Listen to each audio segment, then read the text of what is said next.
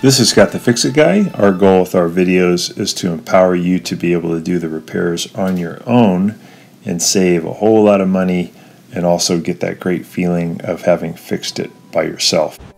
Today we have a GE gas dryer that is not heating. It does spin, but it won't heat. You want to make sure that you have your temperature setting on heated dry. There's one called fluff air that has no heat, and that will create a problem of having no heat, which is easy to fix by turning the dial. But in this case, when I tested it on the heated selection and I went around back to feel the exhaust coming out, it was just cold air. So I know there's something wrong with one of the internal components that's not letting it heat up. It could be an igniter, it could be the high limit that protects it from overheating. It could also be the primary and secondary gas valves, or gas coils, but they're all pretty easy to work on. So just testing it again on some different settings on the dial, like the time dry, seeing if there's anything wrong with the controls, but it seems fine. So I got it unplugged. I'm gonna push it on these two clips at the top so I can hinge the top out of the way. And then using my multi-tester, I'm gonna go in the upper back right corner. There's a little yellow high limit. I'm gonna put my probes on there to see if I hear a beep. And it does beep, and that means that that has continuity. So that is not blown. That it was blown, that would also stop it from heating. I think it would also stop it from turning, I believe. So I'm going to remove this modular connector that brings power to the front of the dryer. And I'm going to remove the front panel. There's a couple of Phillips head screws here that are about 6 inches down on the left side and on the right side. Once I get those screws out, I can go ahead and grab the top of the front panel and pull it toward me, and it will release a couple of clips that are holding it in there. So I just yank it toward me, and I have to lift it off of two little clips at the bottom.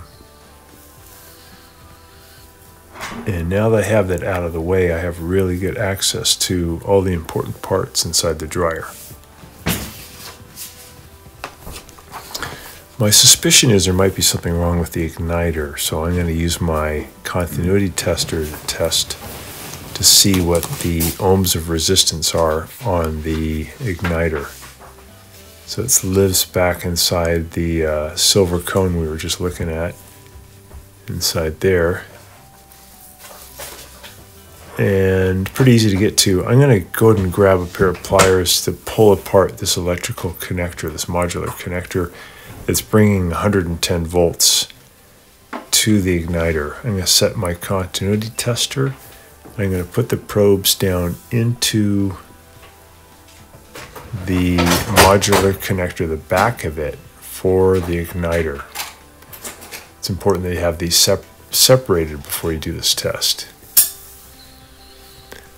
And I'm just going to look at my meter to see how many ohms of resistance it shows.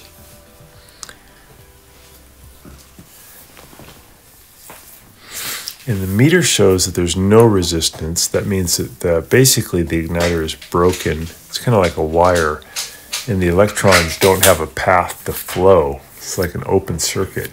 So I definitely have a bad igniter. In this case, I'm going to use my fingers to push it off of a spring clip that's holding it on. Sometimes you have to remove a little screw that's holding it on, but this model is just a spring clip.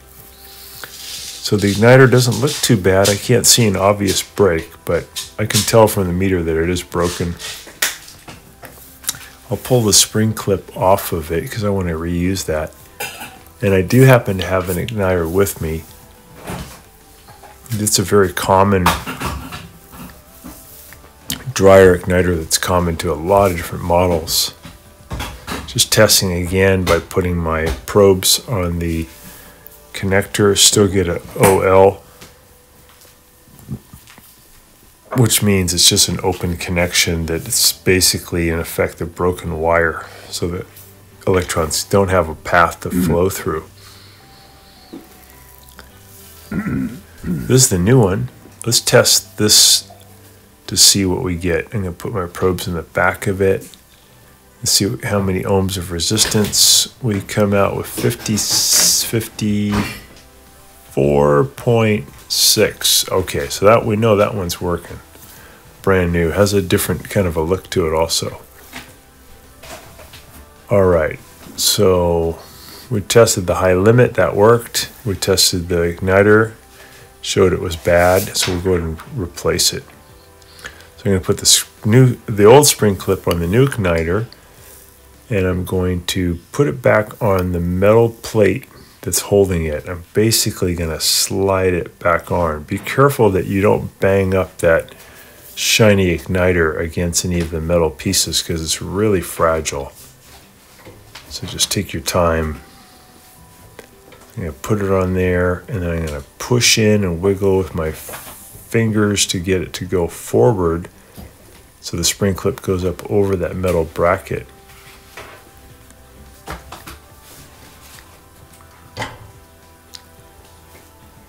All right, got it in there pretty good.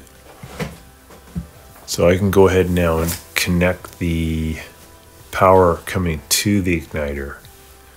I want to make sure I get this seated as far together as it can go. While I'm there, I'm going to go ahead and replace these primary and secondary gas coils because they're really cheap and they're easy to replace. You just got to pull a couple of Phillips head screws. They're basically electric solenoids using a magnetic field. They pull up on a pin that allow gas to flow into the combustion chamber, and if they get weak, the flame doesn't stay on long enough and you don't get very good results. Here's the part number for the primary and secondary gas coils. I think it's only about 20 bucks for these. There's a skinny one I just put on where the terminals are at the top, and then there's a fatter one with the terminals at the bottom. I'm going to grab that older gas coil now, and I'm going to go ahead and separate it from its electrical connector. Sometimes they're on there kind of tight, so I'm going to wiggle and pull apart those two things. There we go. There's the old ones off. And this little round thing here, I'm pinching, that you got to make sure that that stays on that post when you put on the fatter one. Sometimes it comes off with the old gas coil. I'm going to go ahead and put on the bracket that holds it on, and I'm going to wiggle around the gas coils until their little white indexing point sticks up through the top of the bracket. There's one, there's two. That helps me know that I have them in the right place. I'll go ahead and add the Phillips head screws back in.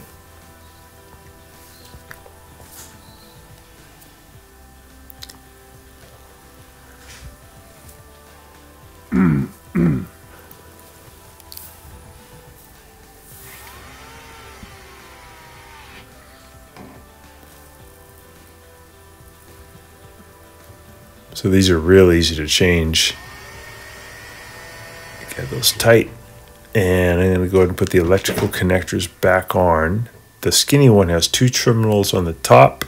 And the fatter one has 3 terminals on the bottom. I have to just wiggle, get them lined up and wiggle those on, make sure they're fully seated. And we're good. We have a good igniter. We have good brand new gas coils. We have a good high limit up in the upper right-hand corner in the back that we know is good. It's not tripped because we had continuity. And we're just going to go ahead and reassemble it. We'll get rid of some of the lint that's in there. I'm sorry I don't have all the reassembly, but we're basically going to do the front panel in reverse, put on the bottom clips, push it shut, and then add the screws back in, and then add the modular connectors together and close the top. Just cleaning out the little filter housing there too before I put the filter back. Making sure that's nice and clean. And it ended up working really good. Heated back within about a minute. It was full heat, and that's all it needed was that new igniter. But the gas coils is just a good thing to add while you're in there because they go out about every 4 to 5 years. So we set the dial, turned it on. I went back and I could feel the heat coming out the back I also added the vent tube back on it too. Thanks for watching. Thanks so much for watching our video. We really appreciate your support. And when you get a chance, please press the subscribe button below so you can be subscribed, and also the notification bell so we can send you more videos about appliance repair. Please also give us a thumbs up if you enjoyed the video. If you really liked the video and it really helped you, please press this new applaud button and you can show your support and also get a nice clapping hands for your video. Thanks again.